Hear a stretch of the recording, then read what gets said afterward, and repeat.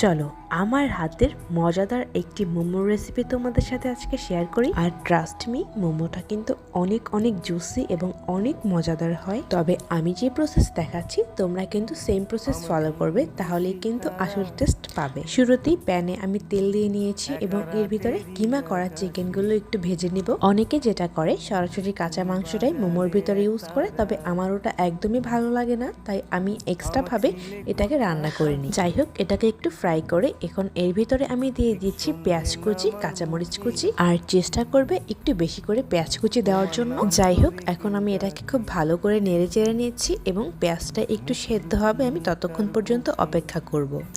এরপর আমি একটু জিরা বাটা এবং আদা রসুন বাটা দিয়ে দিচ্ছি, সাথে আমি একটু পেঁয়াজের কলিও দিয়ে দিয়েছি।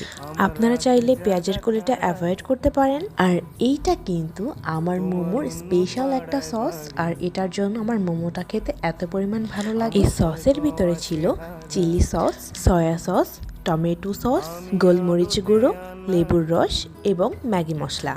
এটা দেবার পরপর যখন ঝোলটা একটু টেনে আসবে তখন আমি আরও কিছু কাঁচা পেঁয়াজ অ্যাড করে দিচ্ছি। ব্যাস, আমার মোমোর পুরটা একদম রেডি। এখন আমি আটার খামিরটা বানিয়ে নিচ্ছি।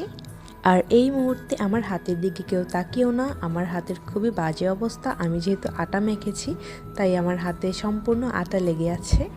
আর আমার বানানো মোমো এবং বাংলাদেশের মানচিত্রের মধ্যে তেমন কোনো একটা পার্থক্য নেই, তাই তোমরা হাসাহাসি করো না, আমি আগেই বলে দিচ্ছি।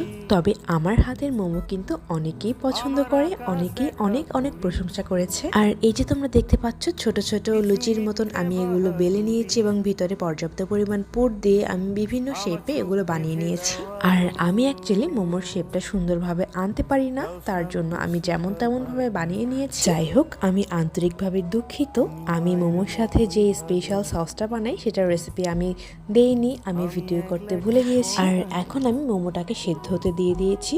আর এটা ছিল একটা মিনি রাইস কুকার, আর এটা অনলাইনে অর্ডার করেছিলাম, তবে এটা তেমন একটা কাজের না, তবে মোমো বানানোর জন্য এটা একদম পারফেক্ট হয়েছে। যেহেতু মোমোর পুরটা আমি আগে থেকে রান্না করে রেখেছিলাম, তাই এখানে বেশি সেদ্ধ হতে আমার অপেক্ষা করতে হয়নি।